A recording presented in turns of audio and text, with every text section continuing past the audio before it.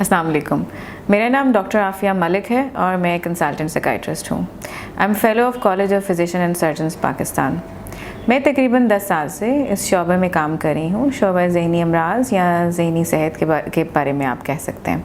मैं इस वक्त जिन्ना हॉस्पिटल में और साइक इंटेलेक्ट्स में काम कर रही हूँ। आप मेरे से क्लिनिकल कंसल्टेशन भी कर सकते हैं और ऑनलाइन अपॉइंटमेंट्स भी कर सकते हैं। आज जिस सिलसिले में मैं आई हूँ या आपको बताने लगी हूँ वो है PTSD, जिसको हम कहते हैं पोस्ट ट्रॉमेटिक स्ट्रेस डिसऑर्डर। जैसे कि नाम से ज़ाहिर है, पोस्ट ट्रॉमेटिक से मुराद ये है कि किसी भी ट्रॉमा के बाद हो जाने वाले स्ट्रेस और उसका डिसऑर्डर। आजकल देखा क्या है कि स्ट्रेस के माहौल में या इस तेज़ी के दौर में इस वक्त हर दूसरा बंदा ही जो है वो स्ट्रेस में मुब्तला है, लेकिन मेरी मुराद इससे हरगिज़ ये नहीं है। PTSD उन लोगों में होता है या उन लोगों में हो जाता है जो कि किसी ख़ास किस्म के हादसा जो कि बहुत शदीद हो उससे गुजरे हों, उनमें ये कैफियत जो है वो आ सकती है। जैसे मैं आपको मिसाल दे के बता देती हूँ, फ्लड विक्टिम्स हो सकते हैं, अर्थक्वेक से रिलेटेड जो विक्टिम्स हैं वो हो सकते हैं, या खुदा न खास्ता सेक्सुअल असॉल्ट के विक्टिम्स जो हैं, या किसी होमिसाइडल एक्ट के जो विक्टिम्स हैं, किसी कोई मर्डर के जो विक्टिम्स हैं, या किसी किस्म का कोई ख़तरनाक एक्सीडेंट उसके जो विक्टिम्स हैं, वो लोग इस किस्म के इलनेस के अंदर मुब्तला होते हैं। इसके साथ साथ ये भी बताती चलूँ कि ज़रूरी नहीं है कि ये हादसा आपके साथ ही पेश आया हो। ये भी हो सकता है कि आप उस जगह पर मौजूद हैं और आपने किसी और को देखा है, तो आपके साथ ये कैफियत हो सकती है। अब इसके साथ साथ हम चलते हैं कि इसके अलामात क्या हो सकते हैं। इसके अलामात को हम 3 बड़े आप कह सकते हैं कि ग्रुप्स में डिवाइड करते हैं। सबसे पहले मैं बात करूंगी हाइपर अराउजल्स के बारे में। कोई भी जहनी मर्ज़ या अलामत जो है वो अराउज़ कर सकती है इसके होने के बाद। ज़्यादातर जो मोस्ट कॉमन है उसके अंदर इरिटेबिलिटी हो सकती है, इरिटेशन हो सकती है, एंगर हो सकता है, नींद का ना आना या इंसोम्निया हो सकता है। इसके अलावा आप डिप्रेशन का प्रॉब्लम हो सकता है, उदासी मायूसी हो सकती है, या किसी भी किस्म की कोई भी ज़हनी अलामत आ सकती है। इसके साथ साथ हम बात करते हैं इंट्रूजन्स के बारे में, जो कि इसका दूसरा बड़ा ग्रुप है। इसके अंदर क्या होता है कि आपको वो चीज़ें दोबारा से री एक्सपीरियंस होती हैं, फ्लैशबैक्स आते हैं, आप कह सकते हैं नाइट टेरर हो सकते हैं, वही चीज़ें ख्वाब में आ सकती हैं। इंसान बार बार वही जो फीलिंग्स हैं उनको री एक्सपीरियंस करता है और डेफिनेटली ये बहुत ज़्यादा पेनफुल भी होता है। इसके साथ साथ हम बात करेंगे अवॉइडेंस के बारे में। ये एक तीसरा ग्रुप है जिसके अंदर क्या होता है कि ये तमाम, यहाँ ये बताती चलूँ कि ये तमाम सिम्टम्स जो हैं ये इकट्ठे आते हैं। हमने अपनी ईजीनेस के लिए आप लोगों को समझाने के लिए इसको डिवाइड किया है। अवॉइडेंस के अंदर क्या है कि इंसान उन तमाम चीज़ों को जो कि उसको उस वाक़े की तरफ लेकर जाती हैं उनको अवॉइड करना शुरू कर देता है। जैसे अगर किसी का कोई बहुत सवेयर एक्सीडेंट हुआ है तो वो सड़क के ऊपर नहीं जाएगा, वो व्हीकल ड्राइव नहीं करेगा, वो कोशिश करेगा कि उनको उन हालात में दोबारा ना जाना पड़े, क्योंकि वो तब उसी एग्नी को, उसी पेन को री एक्सपीरियंस कर रहा होता है जो कि उस वक्त उसको होती है। सो समटाइम्स तो ये इंटेंशनली होता है, कई दफ़ा आपका ब्रेन जो है वो अनइंटेंशनली उस वाक़े को भूल जाता है, इसको भी हम अवॉइडेंस में लेते हैं।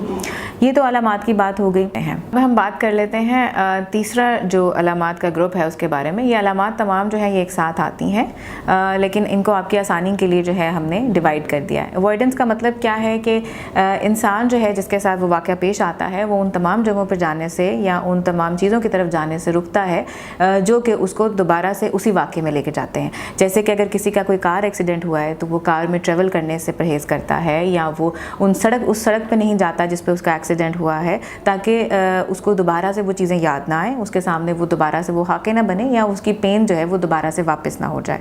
सो ये तो वो चीज़ है जो कि इंटेंशनली हम करते हैं। इसके अलावा ऐसा भी होता है कि अनकॉन्शियसली आपका ब्रेन जो है वो उस वाक़े को या उस वाक़े के आसपास जितना टाइम आपका गुजरा हुआ होता है उस क्लिप को आपके जहन से निकाल देता है, तो इसको हम अवॉइडेंस में लेते हैं। यहाँ मैं आपको ये बताती चलूँ कि USA के रेट्स के मुताबिक PTSD में तकरीबन 6 से 9% लोग जो हैं वो PTSD में चले जाते हैं किसी भी शदीद हादसे की सूरत में।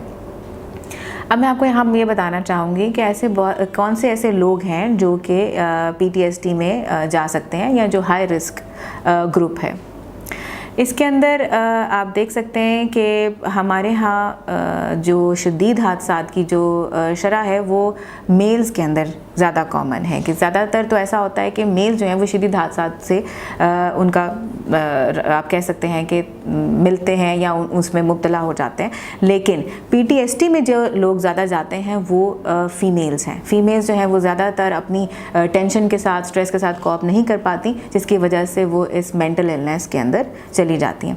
इसके अलावा वो लोग जिनकी फैमिली के अंदर जो है वो जेनेटिकली कोई भी साइकियाट्रिक इलनेस मौजूद होती है या कोई मर्ज़ में मुब्तला होते हैं, उनके अंदर जो है PTSD में जाने के चांसेस ज़्यादा होते हैं। इसके अलावा वो लोग जो किसी किस्म की कोई मेडिसिन यूज़ करते हैं या मंशियात इस्तेमाल करते हैं, उनके अंदर भी चांसेस ज़्यादा हैं कि वो PTSD में फ़ॉल करें।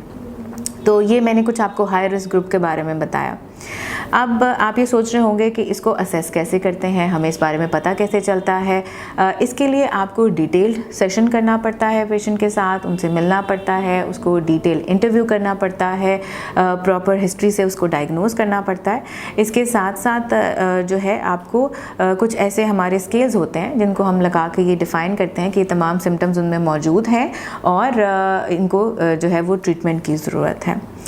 यहाँ मैं आपको ड्यूरेशन का जिक्र भी करती जाऊँ। तकरीबन 1 महीने के अंदर अंदर, जैसे कि अगर किसी को कोई शदीद हादसा पेश आया है और उसको 1 महीने के अंदर अंदर ये तमाम सिम्टम्स जो हैं वो आते हैं, तो हम उसको PTSD लेबल कर सकते हैं।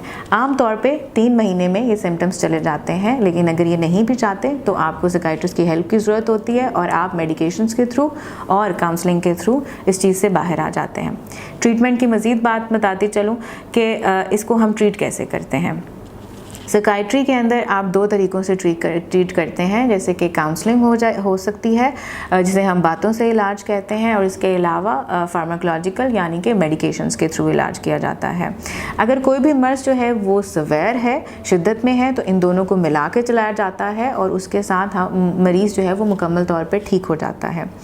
अगर आप PTSD से रिलेटेड बात करें तो हमारे कुछ स्पेशलाइज्ड टॉकिंग थेरेपी आप कह सकते हैं, उसकी टेक्निक्स होते हैं जिसको हम ट्रॉमा फोकस्ड CBT बोलते हैं, वो हम इसके सिलसिले में करते हैं। और इसके साथ कुछ टेक्निक्स होती हैं जिसे हम EMDR बोलते हैं, वो भी यूज़ की जाती हैं। ये दोनों बातों के थ्रू या काउंसलिंग के थ्रू की जाती है। इसके साथ साथ जो है वो मेडिकेशन को भी हम साथ लेके चलते हैं, जिसके अंदर हम कुछ एंटी डिप्रेशंस होते हैं जिनको हम SSRIs बोलते हैं, वो यूज़ कर सकते हैं। और अगर इसके साथ मज़ीद सिम्टम्स हैं जैसे कि डिप्रेशन के हैं, सोने का प्रॉब्लम है, कोई और है, तो हम एंग्जाइलिटिक्स या दूसरी दवाइयाँ भी इस्तेमाल करते हैं। तो ये कुछ थोड़ा सा छोटा सा एक मेरी तरफ से टॉक था जो कि मैं आपको बताना चाहती थी कि PTSD क्या है। अगर आप में से कोई भी शख्स इस चीज़ में मुब्तला है या आपके आसपास कोई भी शख्स इस चीज़ में मुब्तला है, तो उसको ज़रूर इस बात का मशवरा दीजिए कि वो साइकियाट्रिस्ट के पास जाएँ, उनसे मिलें और इसका इलाज कराएँ।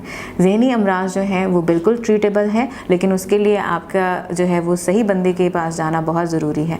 आप मरहम का प्लेटफॉर्म यूज़ कर सकते हैं, मुझसे मिल सकते हैं, मेरी अपॉइंटमेंट बुक कर सकते हैं और अपना इलाज भी करवा सकते हैं। मेरी तरफ से इतना ही। अल्लाह हाफ़िज़। अभी मरहम ऐप डाउनलोड करें और किसी भी मसले के लिए 2000 से ज़ायद स्पेशलिस्ट डॉक्टर से ऑनलाइन ऑडियो या वीडियो कॉल के जरिए बात करें।